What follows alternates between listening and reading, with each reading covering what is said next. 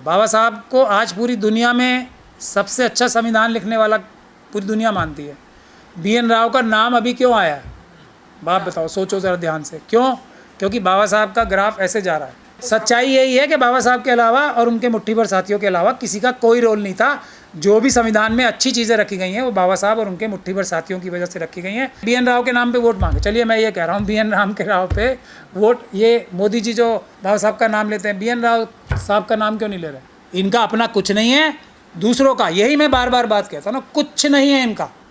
दूसरों का नाम, अच्छे काम अपने नाम कर लेने का कला इनमें आती है और उसका फिर ढिंढोरा पीटने की कला आती है। अब बाबा साहब हीरो थे, हीरो हैं और हीरो ही रहेंगे। ये वैल्यू है BN राव की बाबा साहब के सामने। नाम लेना ही उसको वैल्यू देना है। कुछ भी नहीं था, ना कुछ था, ना है, ना होगा।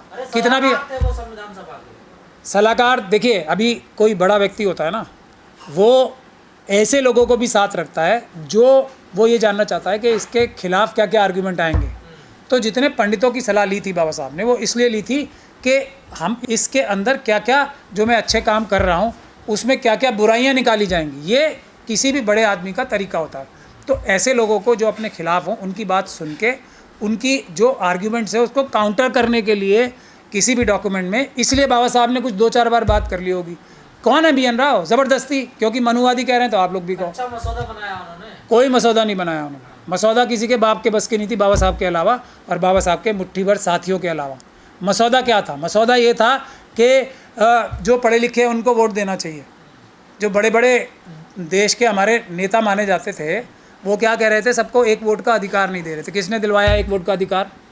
सबसे बड़ा मसौदा ये है, एक वोट का अधिकार किसने दिलवाया? BN राव ने। BN राव का बस चलता तो वो सिर्फ बोलते जी जो जो ग्रेजुएट है उसको दिलवा दो, जो जो ज़मींदार है उसको वोट दिलवा दो। किसने बनाया? भारत की इकोनॉमिक पॉलिसी किसने बनाई? बाबा साहब ने। किसी ब्राह्मण ने तो नहीं बनाई जिसको फाइनेंस मिनिस्टर या कुछ बता देंगे। ये जो बड़े बड़े डैम्स बने, किसने पॉलिसी बनाई भारत की? ये जो बैंक तो बाद में आएंगे ना, वो इकोनॉमिक पॉलिसी में आ गए। ये जो डैम्स बने हैं वो किसका दिमाग था? वो बाबा साहब का दिमाग था सबसे। और उसके बाद संविधान चला के देश को एक रखने का जो कॉन्सेप्ट बाबा साहब ने बनाया, ये है कहीं दुनिया में? और जो हमारी ऑल इंडिया ये जो सिविल सर्विस है, ये जो ऑल इंडिया कार्डर है और उसके बाद स्टेट कार्डर है और उसके साथ एक दूसरे के अंदर जो ट्रांसफ़र की जो प्रोविजंस लिखे गए हैं संविधान में, ये हैं वो चीज़ें जिनको समझने के लिए भी मनुवादियों को अभी कई सौ साल लगेंगे। जो हमें मिल गई ना, हम जैसे हवा है, हम सूंघ रहे हैं तो मज़े आ रहे हैं हमारे, अभी गायब हो जाएंगी ये सब चीज़ें तो पता लगेगा। देश आज एक है ना। जैसे कहा जा रहा है कि उनका पूरा सहयोग रहा, कच्चा मसौदा उसका कोई सहयोग नहीं रहा, बिल्कुल 0% भी सहयोग नहीं था। सिर्फ नेगेटिविटी देखने के लिए कोई सहयोग लिया हो बाबा साहब ने तो लिया होगा, मतलब ही नहीं ना किसी का। सिर्फ बाबा साहब और उनके जो मुट्ठी भर साथी थे जो कि शेड्यूल कास्ट कम्युनिटी से आते थे, शेड्यूल ट्राइब कम्युनिटी से आते थे और मुस्लिम और सिख थे, उनका कंट्रीब्यूशन है। किसी और का कंट्रीब्यूशन नहीं है। बाकी सबका कंट्रीब्यूशन ख़राब करने में था। BN राव ने अपनी किताब में तो लिखा है ना, देखिए सर। मैं अपनी किताब लिखूंगा तो मैं बाबा साहब की तारीफ़ लिखूंगा, BN राव लिखेगा तो अपनी तारीफ़ लिखेंगे। आदमी को देखना चाहिए। बाबा साहब को आज पूरी दुनिया में सबसे अच्छा संविधान लिखने वाला पूरी दुनिया मानती है। ये BN राव का नाम अभी क्यों आया? बाप बताओ, सोचो ज़रा ध्यान से। क्यों? क्योंकि बाबा साहब का ग्राफ ऐसे जा रहा है ना, पूरी दुनिया में लोग सीख रहे हैं उनसे। तो अब कुछ तो रोक लगानी है, कुछ तो दाग लगाना है कि नहीं लगाना, ये वो काम है। हमें मनुवादियों की इन चालों में आना ही नहीं चाहिए।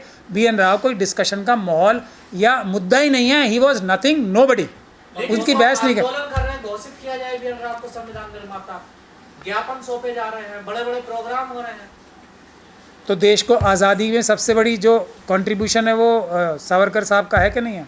बिल्कुल, पूरा सबसे बड़ा सहयोग यही है मनुवादियों की मानोगे तो, और किसी का तो था ही नहीं। वो तो ये भी कह रहे बाबा साहब का कोई, तो मैं तो खुद ही कह रहा हूँ ना, ये सावरकर साहब का तो नाम ही नहीं था ना कोई। उनको एक बुरी नज़र से देखा जाता था, उन्होंने उसको ही अच्छा बना लिया अपना, कह वही काम आप BN राव साहब के साथ करोगे। डिस्कशन मत करो,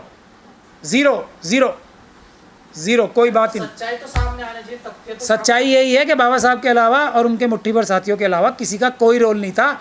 जो भी संविधान में अच्छी चीज़ें रखी गई हैं वो बाबा साहब और उनके मुट्ठी भर साथियों की वजह से रखी गई हैं। बाकी सब लोगों ने कोशिश ये की थी कि कुछ ना कुछ इस संविधान में से अच्छाइयाँ नोच के ख़त्म कर दें।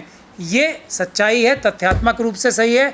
अब पूरी दुनिया में, अब चाहे कांग्रेस पार्टी कोई जो भी थोड़ा बहुत भी अच्छा आदमी आएगा कांग्रेस पार्टी में, उसको बाबा साहब का नाम लेना पड़ रहा है ना। क्यों लेना पड़ रहा है? क्यों संविधान हाथ में लेके घूमना पड़ रहा है? क्यों किसी और का नाम लेके, क्यों किसी और का नाम काम नहीं आ रहा? अब समझ में आती है, गांधी जी का नाम काम नहीं आ रहा है अब। क्यों?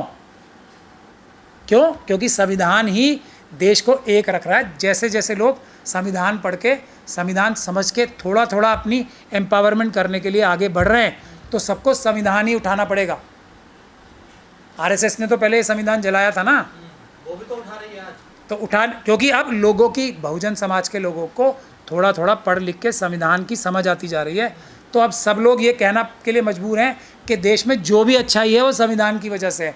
इसीलिए सब संविधान का सहारा ले रहे हैं, बाबा साहब का संविधान सहारा ले रहे हैं, बाबा साहब का सहारा ले रहे हैं। क्यों नहीं ले रहे? बीएन राव के नाम पे वोट मांगे। चलिए मैं ये कह रहा हूँ, बीएन राव के राव पे वोट, ये मोदी जी जो बाबा साहब का नाम लेते हैं, बीएन राव साहब का नाम क्यों नहीं ले रहे? ले, बाबा साहब को बोले बीजेपी अपना एक वो करे, रेजोल्यूशन बनाए। मैं तो कह रहा हूँ, इनवाइट कर रहा हूँ। यही तो कह रहे हैं कि तो मैं भी यही कह रहा हूँ, घर में बीएन राव को बुला दिया गया। मैं यही ये तो, बड़ी साजिश हुई है उनके साथ। तो वही तो मैं कह रहा हूँ। हाँ। अब ले ले, अब वोट के चक्कर में बीएन राव साहब को बताएं। अब संविधान को तो सब मान रहे हैं ना, अब संविधान को सब इज्जत कर रहे हैं, बड़ा मान रहे हैं। तो अब बताएं, बाबा साहब ने नहीं, बीएन राव ने बनाया था संविधान। यही है ना कि बाबा साहब के पीछे बड़ा वोट बैंक है, बीएन राव के पीछे कुछ है। वोट बैंक क्यों है? सरकारें इनकी हैं, वोट बैंक बाबा साहब के पीछे है। ये कौन सा तरीका है? क्यों है? बाबा साहब को अपने आप ही, मतलब अपने आर्ग्यूमेंट से ही आप बड़ा बता रहे हो। सरकारें इनकी, हर मनुवादी मानसिकता की सरकार रही है भारत में। कौन सी ऐसी सरकार आज तक आई है जो मनुवादी मानसिकता से ज़्यादा या कम तौर पे ग्रसित ना रही हो? लेकिन फिर भी बाबा साहब के नाम पे वोट पड़ते हैं। क्यों? क्योंकि उन्होंने सच में दिया है, देने का नाटक नहीं किया है। ये नहीं किया कि देने का नाटक करें और छीने। आखिर ये दो तरह की बातें क्यों करते हैं मनुवादी लोग? मनुवादी फिर कैसे रहेंगे अगर सच बोलने लगेंगे? तो सच नहीं बोलेंगे। पहले तो उनकी जान पे बनाई थी ना संविधान से। अब उन्हें नज़र आ गया कि संविधान ही देश में सबसे पॉपुलर डॉक्यूमेंट है। सभी लोगों को धीरे धीरे संविधान भी समझ में आ रहा है। तो अब इनको कहना है कि ये संविधान के रचयिता ही अपने आप बना लें। अच्छा, मैं आपको एक सबसे बड़ा अच्छा एग्जाम्पल देता हूँ, फिर मेरे ख्याल से मुझे कुछ बोलने की आवश्यकता पड़ेगी नहीं। 84,000 जो बुद्ध विहार हैं, जो उसमें जो मूर्तियाँ हैं, वो किसकी हैं? और ऊपर से बीएन राव का नाम आ रहा है ना अब सब जगह, सबके चेहरे पे बीएन राव लिखा जा रहा है कि नहीं लिखा जा रहा? यही है बस। अब समझ में आ गया? इनका अपना कुछ नहीं है, दूसरों का। यही मैं बार बार बात कहता हूँ ना, कुछ नहीं है इनका। दूसरों का नाम, अच्छे काम अपने नाम कर लेने का कला इनमें आती है, और उसका फिर ढिंढोरा पीटने की कला आती है। अब 84,000 बुद्ध विहार के बाद तो मुझे कुछ बताने की आवश्यकता नहीं होनी चाहिए, वही एग्जाम्पल है। और कुछ 75 साल बाद ये एकदम कौन सी ऐसी बड़ी घटना है जो नहीं हो रही देश में इस वक्त? 80 करोड़ लोग अनाज के एक एक दाने के लिए मोहताज कर दिए। लेकिन नारा दिए थे कि 400 पार आने दो, संविधान हटा देंगे। उसमें तो कामयाब नहीं हुए ये। अब लेखक बदल रहे हैं देश का। वो हाँ, तो संविधान का। संविधान के बगैर गुजारा नहीं है ना। तो संविधान के ऊपर एक बीएन राव का पेंट करना है, जैसा 84,000 बुद्ध विहार की जो प्रतिमाएं हैं उस पर दूसरा रंग किया था, वही रंग करना है। क्योंकि पता लग गया ना, अपने तो बुद्ध विहार कुछ बना नहीं सकते, अपना संविधान लिख नहीं सकते। लिखेंगे तो वो बाबा साहब जैसा कोई आएगा और जला देगा।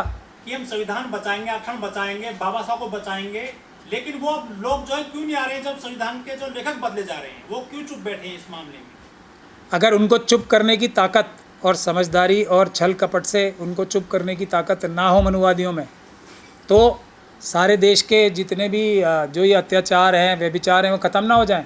हमारे अपने लोगों की तो कमी है कि हमारे पास सबसे अच्छा लीडर था, है, उसका सबसे अच्छा डॉक्यूमेंट है जो सबको बराबरी, इंसाफ, यानी कि सिर्फ बहुजनों को ही नहीं, जो कल की तारीख में जब बहुजनों की सरकारें आ जाएंगी तो यही संविधान लेके आज ये ब्राह्मण धर्म के मानने वाले आएंगे हम लोगों के पास, इसी की गारंटी मांगेंगे कि हमें बराबर के अधिकार चाहिए। नहीं आएंगे क्या ये? तो अब हमारे लोगों की प्रॉब्लम यही है ना कि हम छोटे छोटे लालच देख के और एक जो बड़ा मिशन है बाबा साहब का उसको छोड़ देते हैं। आपकी बात लेकिन वो 100% सही है, इसमें 1% भी गलती नहीं है।